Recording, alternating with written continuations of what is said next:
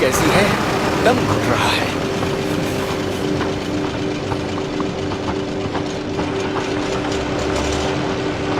चलो।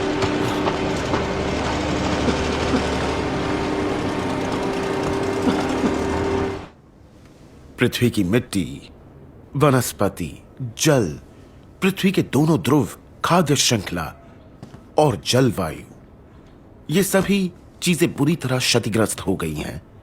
मानव जाति का अस्तित्व संकट में है। मानव जाति इन चीजों को झेल रही है।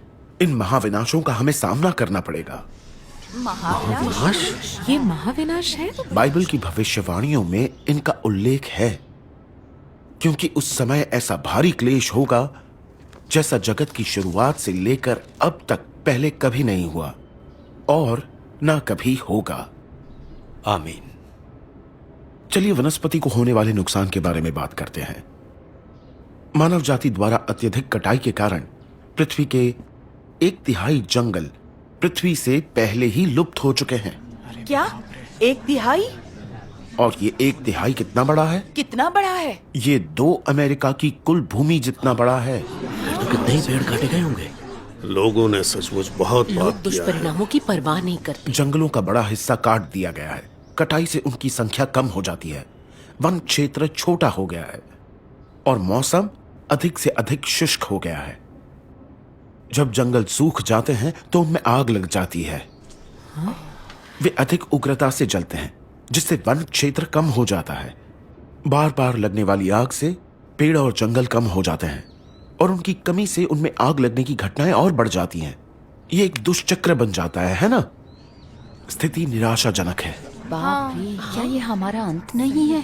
दक्षिण अमेरिका में विश्व का सबसे बड़ा उष्णकटिबंधीय वर्षावन है। तुम जानते हो ये क्या है? नहीं। ओह, ये अमेज़न वर्षावन तो नहीं है? अमेज़न वर्षावन। हाँ, तुम समझ गए। मैंने सुना है कि साल 2004 में वहां 2 लाख से अधिक जंगली आग की घटनाएं हुई थीं। 2 लाख से अधिक? एक साल में। ये तो भयानक वहाँ है। के लोग जीवित कैसे रह पाते ऐसा हैं? कहा जाता है कि अमेज़न वर्षावन पृथ्वी के फेफड़े हैं। पृथ्वी के फेफड़े? इसका क्या मतलब है? इसका मतलब है कि ये पृथ्वी को सांस लेने और हवा शुद्ध करने में मदद करता है। यह न केवल मानव जाति को ऑक्सीजन देता है, बल्कि लोगों द्वारा छोड़ी गई CO2 को भी अवशोषित कर सकता है। और कार, एयर कंडीशनर जैसे आधुनिक उद्योगों, विविध रासायनिक संयंत्रों द्वारा उत्सर्जित अपशिष्ट गैसों और ग्लोबल वार्मिंग की दर को धीमा कर सकता है। अमेज़न वर्षावन मानव जाति के लिए बहुत महत्वपूर्ण है। बदकिस्मती से लगातार पेड़ों की कटाई और जंगली आग द्वारा की गई तबाही से अमेज़न वर्षावन छोटा हो रहा है।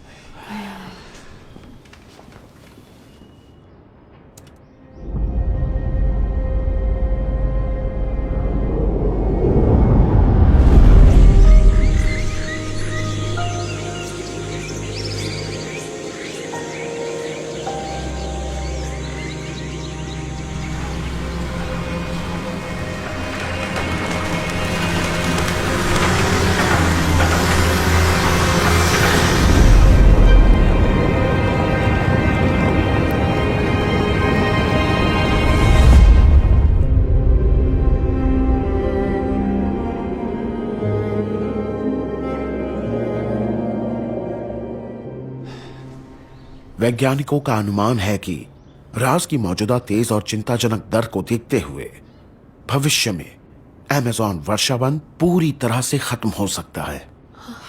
पूरी तरह से खत्म? ये बहुत गंभीर है। ये तो भयानक है। कुछ हद तक अमेज़न वर्षावन तूफानों और हवा के वेग के प्रभाव को कम कर सकते हैं।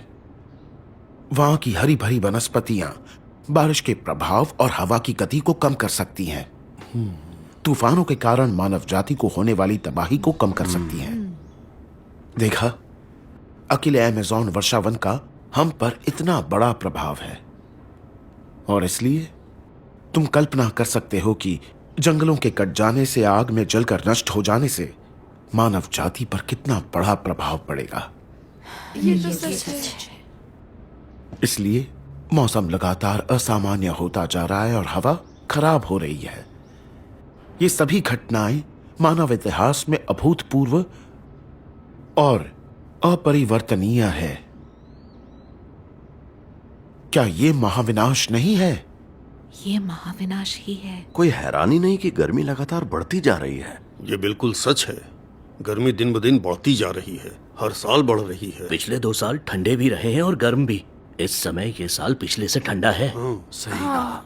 मौसम अब बहुत अजीब हो गया है। भयंकर गर्मी होती है, फिर भयंकर ठंड भी। क्या इसका संबंध फेफड़े के कैंसर की समस्या से है? बेशक है। वन भूमि घट गई है और घास के मैदान भी ज्यादा नहीं बचे हैं। इसके दुष्परिणाम क्या होंगे? इसका हम पर प्रभाव तो नहीं पड़ेगा ना? सही प्रश्न। इसका असर चरवाहों पर पड़ सकता है या फिर घास के मैदानों में रहने वाले लोगों पर। घास के मैदानों की भूमिका वनों से बिल्कुल कम नहीं है। ये हवा को शुद्ध भी करते हैं, जल संरक्षण करते हैं, हवा को रोकते हैं और रेत को स्थिर रखते हैं। इनके बहुत सारे कार्य हैं। ये मानव जाति के लिए बहुत महत्वपूर्ण है। जरा सोचो, जब घास के मैदान नष्ट हो जाएंगे तो क्या मिट्टी स्थिर रह पाएगी? सही बात है। हम्म। और फिर भूस्खलन, मिट्टी धंसना और रेतीले तूफान बार बार नहीं होने लगेंगे। ठीक कह रहे हो। इसके बाद ही सूखा पड़ता है और लगातार मौसम का चरम देखने को मिलता है। जब सूखा पड़ता है और जलवायु असामान्य हो जाती है तो लोगों का जीवन संघर्षमय हो जाता है। पौधे और जानवर दोनों प्रभावित होते हैं। जीवित रहना कठिन होता है। हाँ, मैंने देखा है कि अब भेड़ियों की संख्या बहुत कम हो गई है। लोग उन्हें मार रहे हैं और जलवायु बद से बदतर होती जा रही है। बात सिर्फ भेड़ियों की नहीं है, दूसरी प्रजातियों के जानवर भी तो कम हो गए हैं ना। सही कहा है। ये सब चीजें हमारे चारों ओर घट रही हैं। ये चीजें तो हमने व्यक्तिगत रूप से अनुभव की और देखी हैं। 100 साल पहले कभी कभी जंगल में आग लगना, सूखा और भूस्खलन बस सिर्फ प्राकृतिक आपदाएं हुआ करती थी। लेकिन अब जो आपदाएं हम देख रहे हैं वे सामान्य नहीं हैं। इसका क्या मतलब है? ये सब आपदाएं नहीं है? हाँ, क्या अंतर है? जरा सोचो, ये आपदाएं पूरी दुनिया भर में हर जगह हो रही हैं और लगातार होती जा रही हैं, बिल्कुल एक के बाद एक, और उनका पैमाना भी बढ़ता ही जा रहा है। एक दिन एशिया के जंगल में आग लगती है, अगले दिन पता चला कि अमेरिका में भी ऐसा ही हो रहा है। एक दिन उत्तरी अमेरिका में तो अगले दिन दक्षिणी अमेरिका में। एक दिन ऑस्ट्रेलिया में आग लगती है तो अगले दिन कनाडा में। इस आग को बुझाने के लिए यहां तक कि विमान तक भेजे जाते हैं। इन पर काबू पाने में इंसान बेबस नजर आता है। आग जब उनकी सारी संपत्तियों को जला रही होती है तो लोग बस देखते रह जाते हैं। लोग अपने घरों को छोड़ने को मजबूर हो जाते हैं। जब आग लगती है तो महीनों तक जलती रहती है। ये आग देश की सीमाओं के पार दूसरे देशों तक फैल रही है।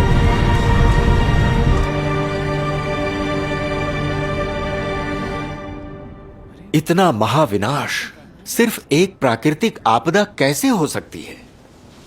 ये महाविनाश निरंतर जारी हैं और विश्व भर में फैले हुए हैं। इनके दुष्परिणामों को देखते हुए ये अपरिवर्तनीय और अपूर्णीय है। अब की स्थिति को देखते हुए मानव जाति के लिए यह एक अद्वितीय तबाही लाने वाला महाविनाश है। तबाही लाने वाला महाविनाश?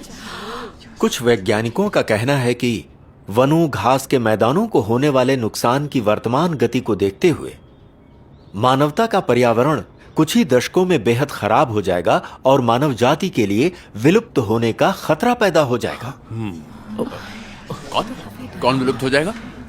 विलुप्त होने का खतरा किसे होगा? क्या तुमने उनकी बात नहीं सुनी? तुम ध्यान से नहीं सुन रहे हो। ये मानव जाति के बारे में है, हमारे बारे में। मानव जाति विलुप्त हो जाएगी। हाँ, सही बात है, सही कहा है। दूसरे शब्दों में लगातार होने वाली इन आपदाओं के कारण पृथ्वी बर्बादी के कगार पर पहुंच जाएगी और मानव जाति भी बर्बादी के कगार पर पहुंच जाएगी। तो बताओ, क्या यह महाविनाश नहीं है? ये वाकई महाविनाशी है और मुझे लगता था ये प्राकृतिक आपदाएं हैं। प्राकृतिक आपदाएं वाकई प्रकृति में महाविनाश से अलग होती हैं। हमने इसकी असलियत पहले क्यों नहीं देखी? मैं पूरी तरह सहमत हूँ। अब जबकि तुम समझ गए हो तो सोचो, क्या ये बात महाविनाश प्रकाशित वाक्य 8:7 की बात को पूरा करता है? पहले स्वर्गदूत ने तुरही फूंकी और लहू से मिले हुए ओले और आग उत्पन्न हुई और पृथ्वी पर डाली गई, और पृथ्वी की 1/3 जल गई और पेड़ों की 1/3 जल गई और सारी हरी घास भी जल गई।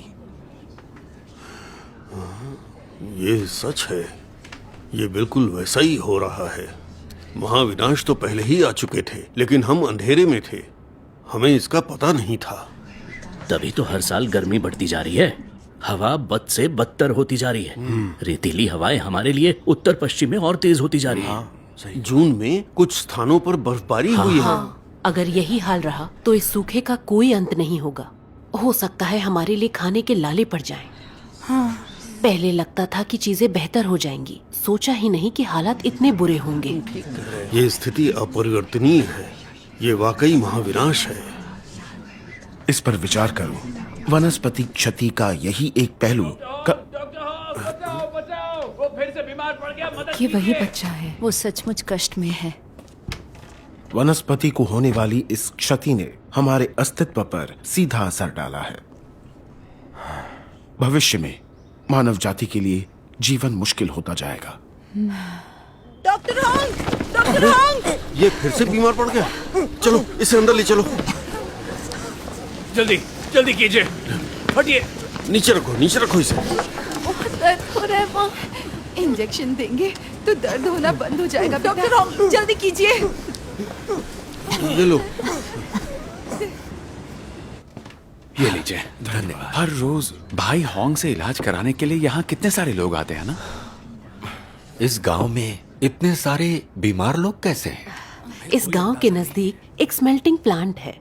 सीसे का विष फैलने के कारण इस गांव के कुछ लोगों की हड्डियां विकृत हो गई हैं और कुछ महिलाओं का गर्भपात हो जाता है। यहाँ बच्चे सिर के दर्द से पीड़ित हैं, वो पढ़ाई नहीं कर पाते। ये बहुत डरावना है। हाँ, सीसे की विषाक्तता के कारण यहाँ मानसिक रूप से अक्षम और मिर्गी से पीड़ित बच्चे बहुत हैं। वो मिर्गी से पीड़ित बच्चा लगभग हर रोज डॉक्टर को दिखाने आता है। मुझे उस बच्चे पर बहुत तरस आता है। फैक्ट्री के बगल वाली नदी गंदी और बहुत बदबूदार है। पहले बच्चे अक्सर वहाँ खेलने जाते थे, लेकिन अब कोई वहाँ जाने की हिम्मत नहीं करता। मैंने सुना है कि भूमिगत पानी भी प्रदूषित हो गया है। अब जब तुमने पानी का जिक्र किया तो मुझे याद आया, पानी एक वास्तविक समस्या है।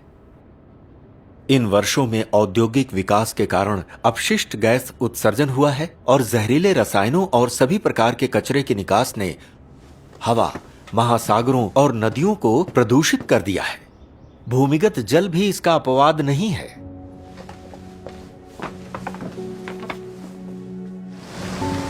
समुद्रों और नदियों का पानी लगातार गंदा होता जा रहा है।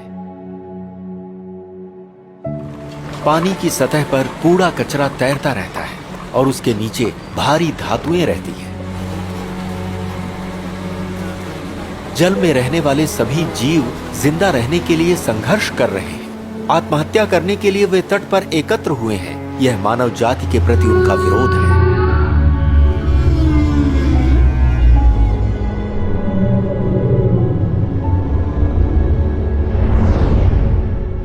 पृथ्वी की लगभग सभी नदियां अब प्रदूषित हो चुकी हैं। अरे, चीन में ऐसा कहा जाता है कि अधिकांश झीलों और जलाशयों का पानी गंभीर रूप से प्रदूषित हो चुका है। तुम अपनी त्वचा को सीधे उस पानी से छुआ तक नहीं सकते। बहुत सारा पानी तो सिंचाई के लिए भी इस्तेमाल नहीं किया जा सकता। सोचो, अगर लोग उस पानी को पिएंगे तो इसके क्या दुष्परिणाम होंगे। चाहे वो ना मरे पर काफी बीमार तो हो ही काफी जाएंगे। बीमारियां फैल गई हैं। राज्य परिषद ने इस वर्ष एक बयान जारी कर कहा कि 2030 तक चीन के जल संसाधन मूल रूप से समाप्त हो जाएंगे। दूसरे शब्दों में कहें तो इस्तेमाल योग्य जल उपलब्ध नहीं होगा। पीने के लिए अभी ही पानी कम है, 2030 की तो बात ही छोड़ो। हम जो पी रहे हैं क्या वो पानी है? ये तो धीमा जहर है। पर हम और पी ही क्या सकते हैं? कुछ नहीं कर सकते। हाँ, क्या कर सकते हैं? प्रकाशित वाक्य 8, 10 से 11 में कहा गया है, तीसरे स्वर्गदूत ने तुरही फूकी और एक बड़ा तारा जो मशाल के समान जलता था स्वर्ग से टूटा और नदियों की 1/3 पर और पानी के स्रोतों पर आ पड़ा। उस तारे का नाम नागदौना है और 1/3 पानी नागदौना सा कड़वा हो गया और बहुत से मनुष्य उस पानी के कड़वे हो जाने से मर गए। अच्छा, जरा सोचो, इस अंश में कही बातें जल प्रदूषण की वर्तमान स्थिति से मेल नहीं खाती है। सही है। क्या लगता है, इस अंश की बातें सही साबित हुई हैं? और 1/3 पानी नागदौना सा कड़वा हो गया और बहुत से मनुष्य उस पानी के कड़वे हो जाने से मर गए। ऐसा लगता है कि बातें सही साबित हुई हैं। हाँ। ये बहुत गंभीर मामला है। देखो, 1/3 पानी नागदौना सा कड़वा हो गया और उस पानी के कड़वे हो जाने से यहाँ उल्लिखित है महाविनाशों की शुरुआत तो पहले ही हो चुकी है। मौजूदा हालात को देखते हुए क्या जल प्रदूषण का स्तर यहाँ उल्लिखित 1/3 से अधिक नहीं हो गया है? ये तो उससे भी कहीं ज्यादा हो गया है। बहुत ज्यादा हो अब गया तुम है। कल्पना कर सकते हो असल में किस हद तक महाविनाशों की शुरुआत पहले ही हो चुकी है। वाकई में महाविनाशों की शुरुआत हो चुकी है। हाँ, मैं अक्सर प्रकाशित वाक्य पढ़ती थी, पर मुझे नहीं पता था कि ये सही साबित हुआ है। मुझे तो जानकारी ही नहीं थी कि ये सब घट रहा है। हाँ, सही पर है। हमें इसकी जानकारी क्यों नहीं थी? महाविनाशों की व्यापकता को देखते हुए ये निश्चित रूप से बस अभी शुरू नहीं हुए हैं। ये पहले ही प्रकाशित वाक्य की पुस्तक की भविष्यवाणी से आगे बढ़ चुके हैं। हाँ, ये सच है। तो जरा सोचो, अब से लेकर मानव जाति की तबाही तक गिने तो कितना समय बचा है? क्या अब ज्यादा समय बचा है? जब से मानव जाति ने उद्योग करना शुरू किया तब से लेकर अब तक जल के इतना प्रदूषित होने तक कितने साल बीत गए? 40 या 50? 50 या 60? देखो, 50-60 वर्षों में पृथ्वी का सारा जल प्रदूषित हो चुका है। पीने को पानी नहीं है। 50-60 वर्षों के प्रदूषण ने पृथ्वी को भयंकर संकट में डाल दिया है। अब तुम ही लोग सोचो, क्या ये पृथ्वी अगले 50-60 वर्षों तक टिकी रह सकती है?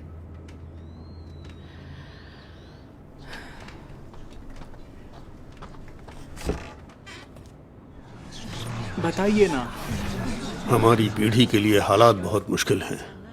मुझे लगता था भाग्य से हम नए समाज में जन्मे हैं और अच्छा जीवन जी रहे हैं, लेकिन हकीकत यह है कि हमारे पास पीने के लिए साफ पानी नहीं है और बीमारियां हो रही हैं। ये बात सही है। अकेले तुम ये सब नहीं झेल रहे हो। पृथ्वी का सारा जल प्रदूषित हो चुका है। बाकी क्षेत्रों के लोग भी बेहतर स्थिति में नहीं है। हम मनुष्य और सभी समुद्री प्रजातियां एक जैसे हालात से गुजर रहे हैं। वे पानी में नहीं रह सकती हैं, और भले ही हम पानी में नहीं रहते, पर क्या हम कष्ट नहीं झेल रहे? सही बात है। तुम इस गांव में रहते हो और तुम्हें लगता है यहाँ का पानी साफ नहीं है, जिससे अजीब बीमारियां हो रही हैं। पर बाकी जगहों पर भी बहुत से लोग बीमारियों से ग्रस्त हैं। तुमने कैंसर गांव और लुकीमिया गांव के बारे में नहीं सुना क्या? कैंसर गांव भी है क्या? पृथ्वी का सारा जल प्रदूषित हो चुका है और हवा भी प्रदूषित हो गई है। लोग कहते हैं कि यह जल प्रदूषण के लिए खतरे की सीमा है। खतरे की सीमा? स्थिति निराशाजनक है। यानी स्थिति बद से बदतर ही हो सकती है।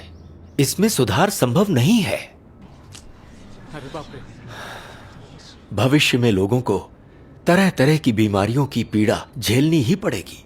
वे लाइलाज हो जाएंगे। अपने दिन दर्द में ही गुजारेंगे जब तक वे उस यातना से मर ना जाएं। यह वह भविष्य है जिसका सामना मानव जाति को करना है। अभी तो लोगों की बीमारियों का इलाज करके तुम उनका दर्द थोड़ा कम कर सकते हो, लेकिन तुम उनकी समस्याओं को जड़ से खत्म नहीं कर सकते। यह बिल्कुल सच है। मैं जानता हूं, उन्हें कोई नहीं बचा सकता। उसकी चिंता छोड़ो, दूसरों को बचाने से पहले हम खुद की चिंता तो कर लें। सही कहा। हम तो खुद ही जीवित नहीं रह सकते। ये निश्चित रूप से महाविनाश है। ये बताइए, प्रभु की वापसी से उसका आखिर क्या संबंध है? क्या संबंध है? यूहन्ना 16:12-13 में लिखा है कि प्रभु यीशु ने कहा था, मुझे तुमसे और भी बहुत सी बातें कहनी है, परंतु अभी तुम उन्हें सह नहीं सकते।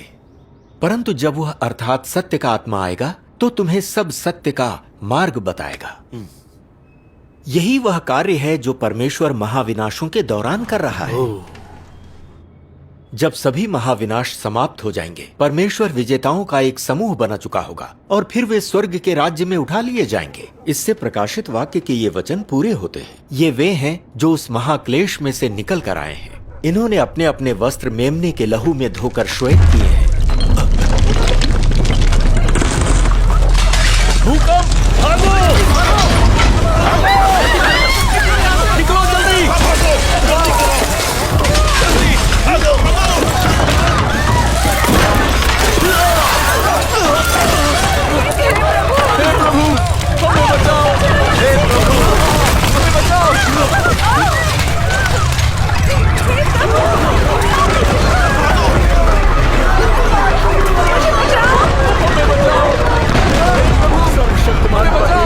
हमारी रक्षा करो ताकि हम आपदा के दौरान जीवित रह सकें। आमीन। ओह परमेश्वर, हमारा अस्तित्व तुम्हारे हाथों में है। आमीन। हमारी रक्षा और हमारा मार्गदर्शन करो। चीनी भूकंप नेटवर्क केंद्र के अनुसार 12 मई 2008 को दोपहर 2:28 चीनी मानक समय पर सिचुआन के वेंचुआन प्रांत में 8 की तीव्रता का भूकंप आया।